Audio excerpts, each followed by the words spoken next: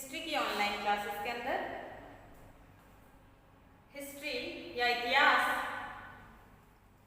को आज हम सामान्य तौर पर समझेंगे कि जो नए स्टूडेंट्स हैं जिन्होंने इतिहास विषय को लिया है, तो इतिहास में जो सिलेबस आपका चेंज हुआ है, नई किताब आई है 11th की, और उस नई किताब का जो स्वरूप है आपका या नई किताब है जो ये है विश्व इतिहास के कुछ विषय।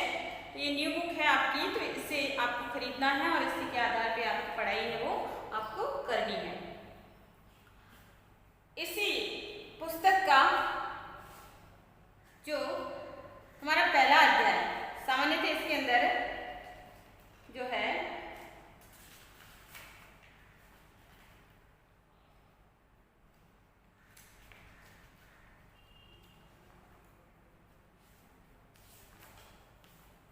चार भाग है इसके, और कुल मिला के आपके 11 पार्ट है।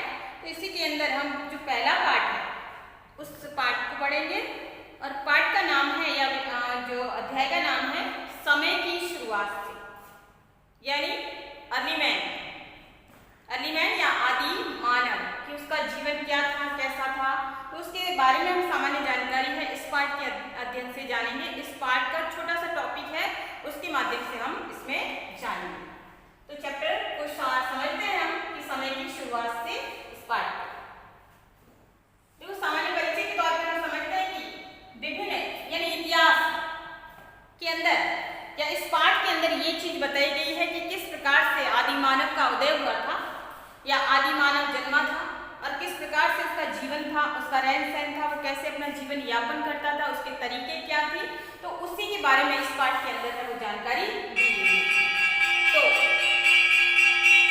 विद्वान ये कहते हैं या इतिहासकार ये कहते हैं कि उनका मानना है कि लगभग 56 लाख वर्ष पूर्व पृथ्वी पर ऐसे प्राणियों का जन्म हुआ जिसे हम मानव कहते हैं। आज से 56 लाख वर्ष पूर्व, ठीक है, ऐसे प्राणी जिसे हम मानव कहते हैं कि इनका उद्भव हुआ और उसे मानव कहा जाता है। ऐसे मानव कालांतर में लुप्त हुए, यानी जो 56 लाख वर्ष पूर्व जो आदि मानव कह सकते हैं, हमारे पूर्वज जिन्हें हम कह सकते हैं, जो पैदा हुए थे, वो वर्तमान में उनका स्वरूप है वो कहीं दिखाई नहीं देता है, वो आज के समय में वो लुप्त हो गए।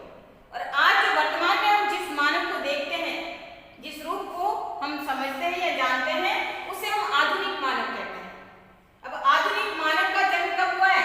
इतिहासकार है वो आधुनिक मानव को मानते हैं कि आधुनिक का जो मानव है, जो यानी जो ये तो हम जो है वो बदला हुआ स्वरूप है, ठीक है, नवीनकरण जिसे हम कह सकते हैं नए स्वरूप में है। तो हमारे जो पूर्वज है जिसे आधुनिक मानव है इतिहासकारों ने माना है, उनका जन्म भी कब हुआ है?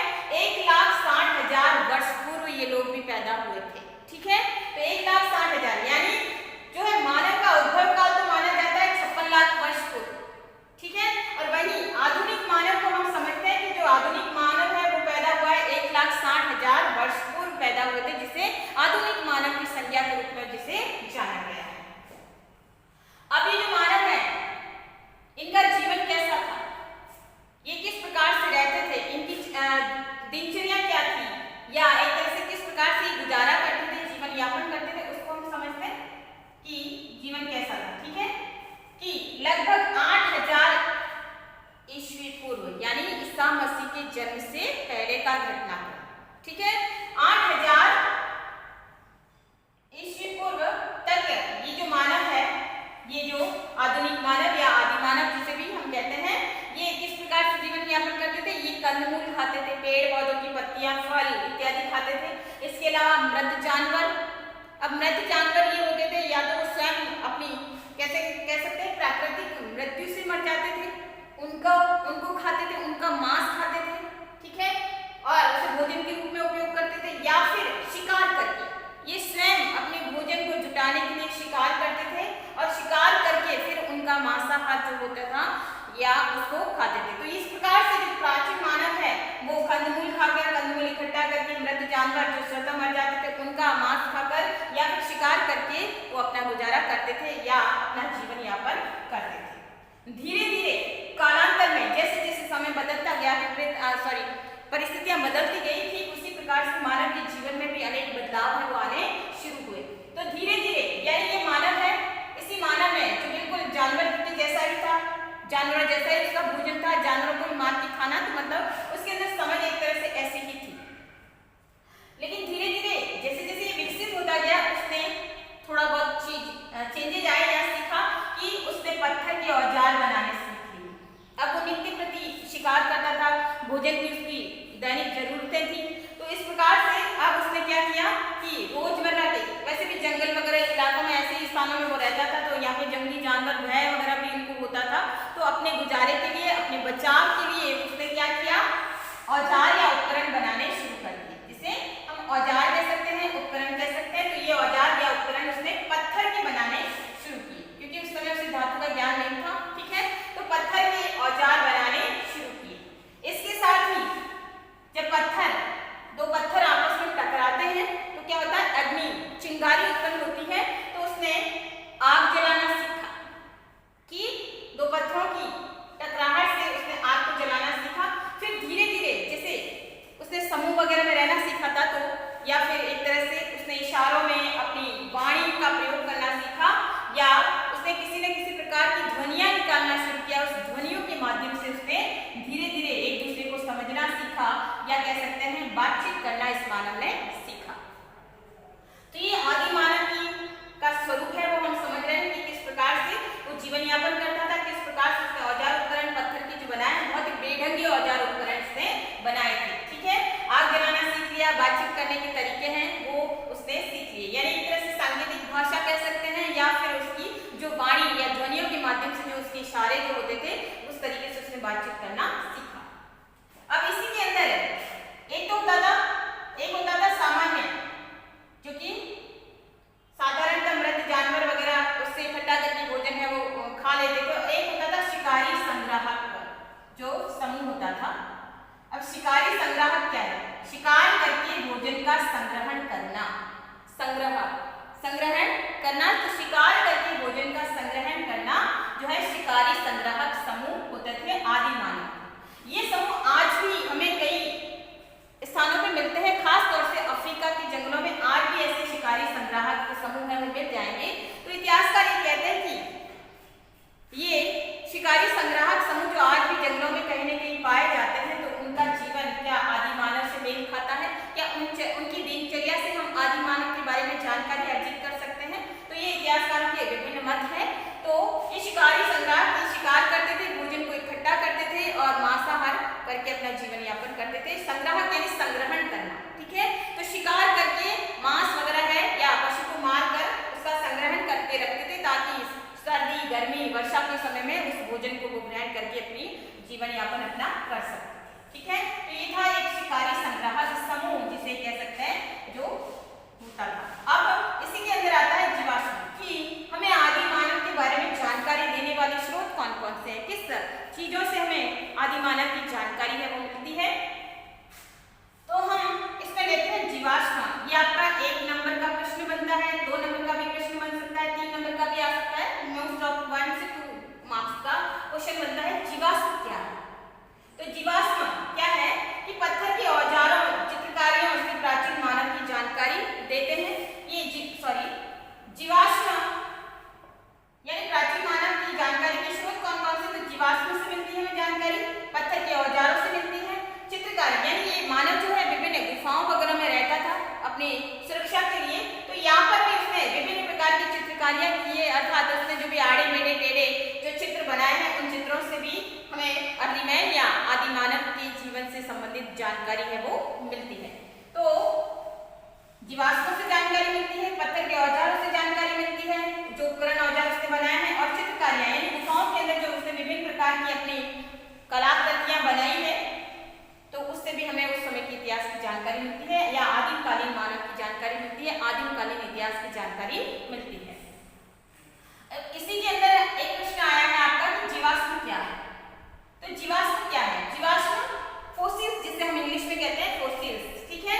ये होता है, इसकी परिभाषा देखिए, ये 1 से 2 नंबर का प्रश्न आपका है इधर, कि अत्यंत पुराने पौधे, जानवर या मानव के उन अवशेषों को कहते हैं जीवाश्म, जो एक पत्थर के रूप में समा जाते हैं तथा लाखों वर्षों तक उसी रूप में पड़े रहते हैं। अब इसको हम साधारण भाषा में समझेंगे कि जीवाश्म क्या है। जीवाश्म यानी पौधा, प्राणी, ठीक है, या मनुष्य जो कि मरने के बाद मिट्टी के अंदर दब गए, ठीक है।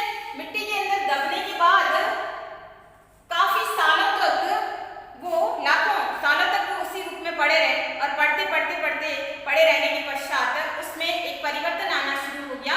वो परिवर्तन है कि वो मिट्टी से पत्थर के रूप में बदलना शुरू हो गया, ठीक है। और ये पत्थर के रूप में बदलकर धीरे धीरे लाखों वर्षों तक पड़े रहते हैं, चट्टानों में समा जाते हैं, जो बड़ा रूप ले लेता है उसी के अंदर समा जाते हैं और अंत में फिर वो उसी रूप में पड़े रहते हैं। तो वो होता है फोसिल्स या जीवाश्म। तो यहाँ आपका प्रश्न है जो आपको याद करना है, आपकी बुक के अंदर भी इसको दिया गया, इसकी परिभाषा उसके अंदर दी गई है। अब जीवाश्म को कैसे समझेंगे कि जीवाश्म कितना पुराना है।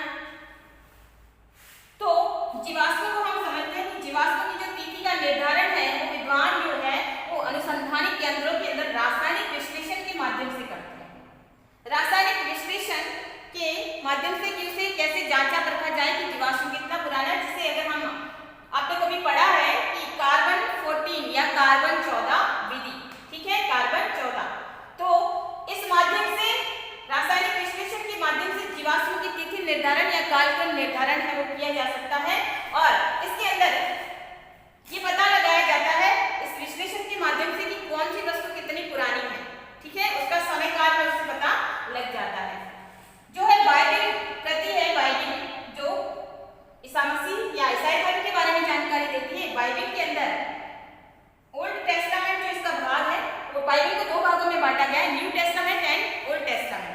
तो ओल्ड टेस्टामेंट है वो ईसा मसीह के जन्म से पूर्व का घटनाक्रम है ओल्ड टेस्टामेंट के अंदर, और जो न्यू टेस्टामेंट है वो ईसा मसीह के जन्म के बाद का घटनाक्रम है वो न्यू टेस्टामेंट के अंदर आता है। तो ओल्ड टेस्टामेंट के अंदर प्राचीन मानव के संबंध में धारणा दी गई है कि परमात्मा ने समस्त सृष्टि को बनाया है और परमात्मा ने अनेक प्राणी बनाए, ठीक है, सृष्टि की रचना की और उन्हीं प्राणियों के साथ साथ परमात्मा ने मनुष्य को भी बनाया। तो ओल्ड टेस्टामेंट में मनुष्य की उत्पत्ति है वो इस तरीके से बताई गई है।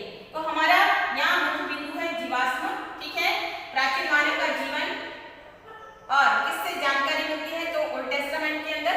और इसके साथ एक घटनाक्रम है जिसमें अगस्त 1856 में एक मजदूर था जर्मनी के डसेल्डोर्फ नगर के पास नियंडर घाटी, जहाँ पे प्राचीन मानव से संबंधित अवशेष मिले कि नियंडर घाटी के अंदर चूने के पत्थरों की खान की खुदाई कर रहे थे। तो उन्हें खोपड़ी, जो सिर का जो हिस्सा होता है जिसे खोपड़ी कहते हैं, खोपड़ी या अस्थि पंजर के कुछ टुकड़े मिले। ये चीजें एक स्थानीय स्कूल शिक्षक कार्ल फुलरॉड,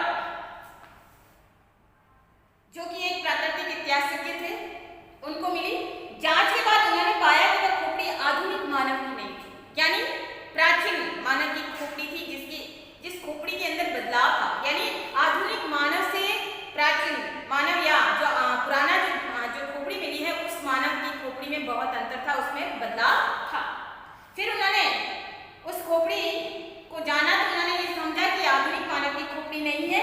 फिर उन्होंने प्लास्टर से उस खोपड़ी का ढांचा बनाया और उसे बॉन विश्वविद्यालय शरीर रचना विज्ञान के एक प्रोफेसर हरमन शाफ्स हुसैन के पास भेज दिया। अगले ही वर्ष उन्होंने मिलकर एक शोध पत्र प्रकाशित किया जिसमें उन्होंने ये दावा किया कि ये खोपड़ी एक ऐसे मानव के रूप की है जो अब अस्तित्व में नहीं है,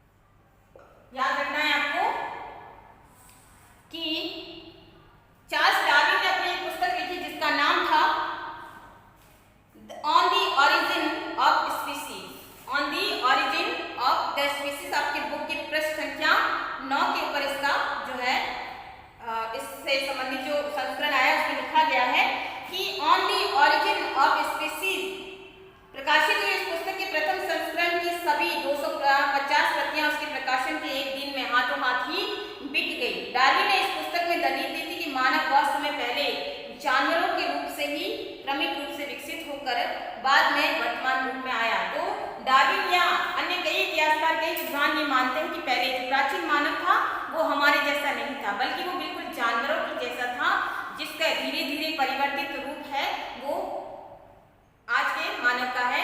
तो कुछ लोग कहते हैं जैसे बंदर जैसे थे, कुछ लोग चिंपांजी के जैसे मानव को मानते हैं जो कि चारों हाथों पांवों से चलता था, फिर धीरे धीरे उसका विकसित हुआ वो, फिर उसने दो पांवों को जमीन पे लगाना शुरू किया और फिर धीरे धीरे उसने ऊपर चलना सीखा और इस प्रकार से धीरे धीरे धीरे मानव के अंदर परिवर्तन आए। तो चार्ल्स डार्विन अपनी पुस्तक के अंदर कहते हैं कि पहले मानव जानवरों के जैसा ही था और बाद में धीरे धीरे वर्तमान के आधुनिक स्वरूप के अंदर आया है।